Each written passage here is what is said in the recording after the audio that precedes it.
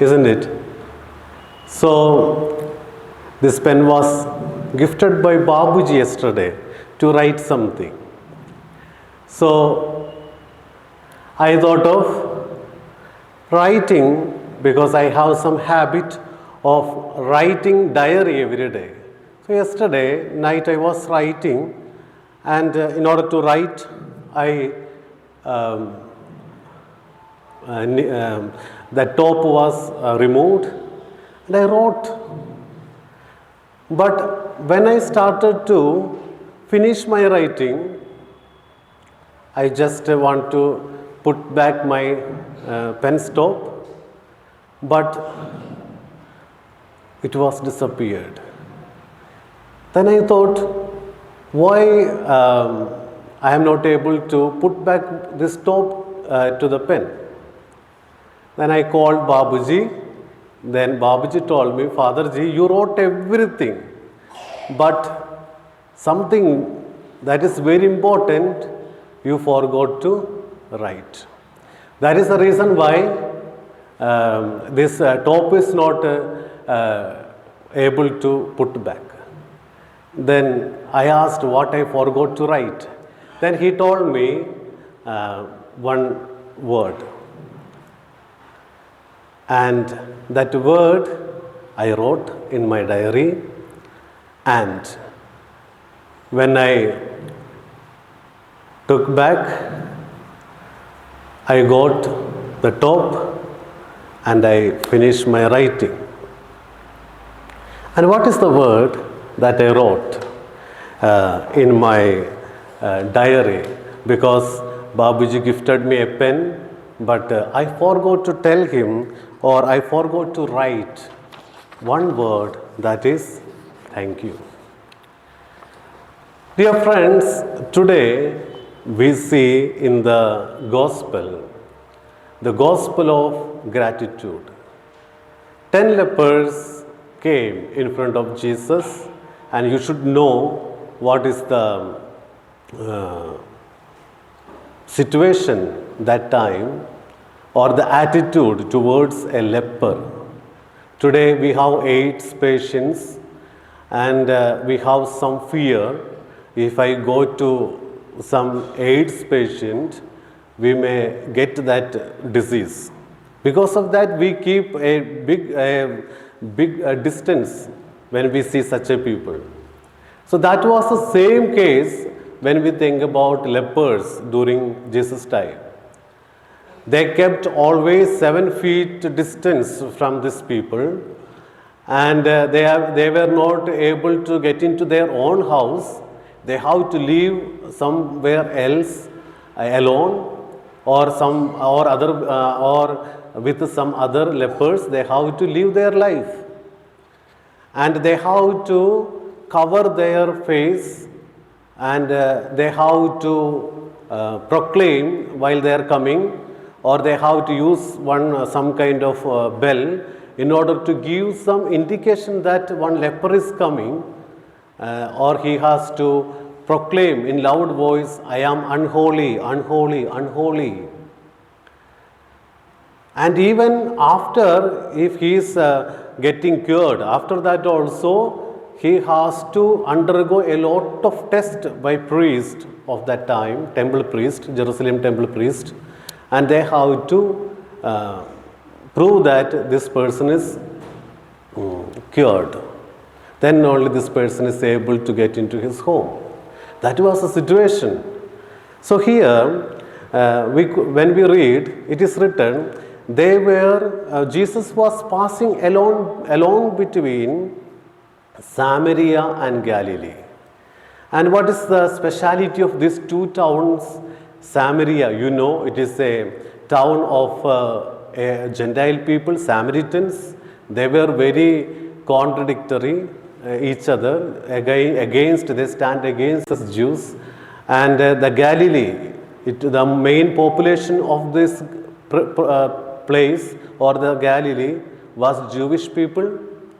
And the Samaritans and Jewish people, you know, there was a big fight between them, because they believe that the Samaritans are the people who lost their holiness they didn't keep their holiness while they were taken in deported into Babylon under slavery. They married other people and they lost their holiness.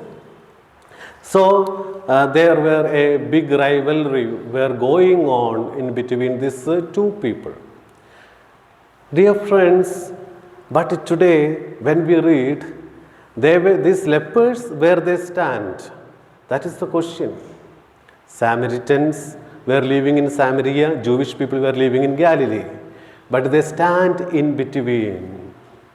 That means whether you are chosen one, or you are not, you are a Gentile, it is not a problem when you are in unholiness. You stand together. There were among them 10, there were 10. Among them one was a Samaritan. That means it was a mixed group.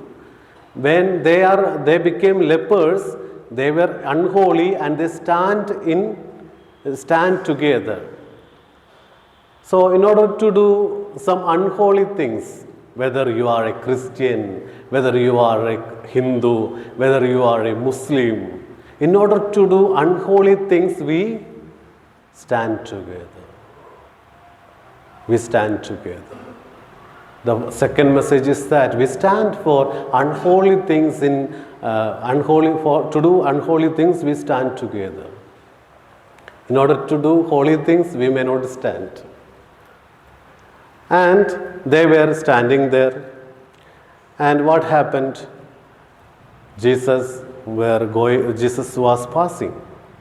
And they just asked, Master, please have mercy on us. And Jesus cured them.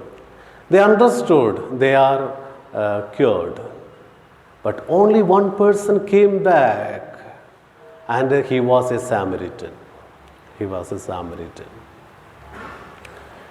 He, with gratitude, came back. Today, in special way, Jesus asks us, are you grateful? Are you thankful to your fellow being and to God? How many of us are able to say thanks to someone who did some little things for us? Maybe a glass of water. We think that it is taken for granted. We never say thanks. Sometimes our newspaper boy, every day he is giving us newspaper, but we never see him. We never thank him. We get milk every day in our home. We never thank him. Dear friends, our life is bound to someone else, always connected to many people. And if we think properly, precisely, we cannot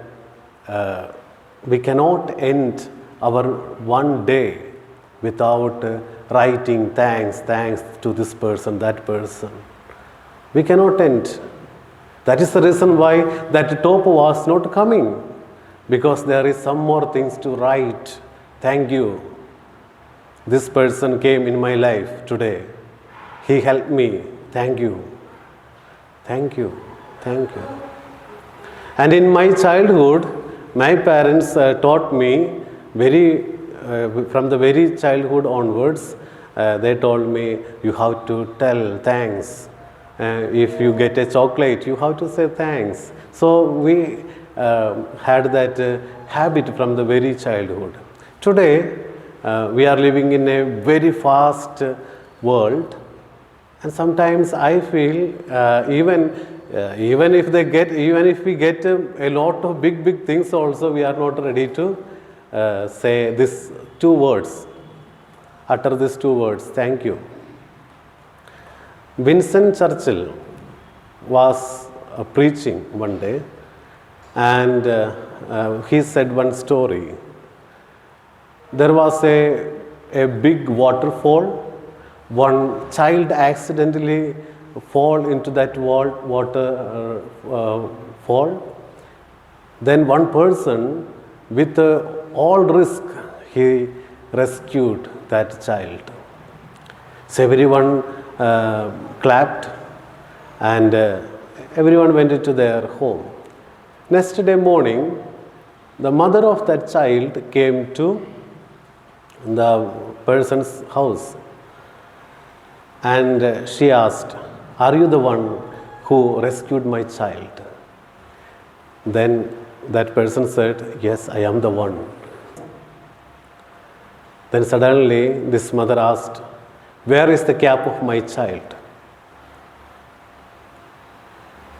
Where is the cap of my child? It is lost yesterday."